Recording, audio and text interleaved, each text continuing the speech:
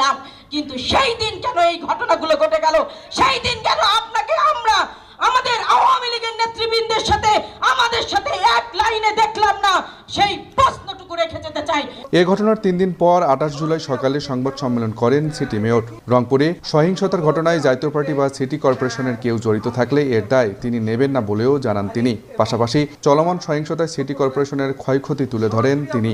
যারাই যেটা অভিযোগ করুক, ডকুমেন্টারি এভিডেন্স দরকার।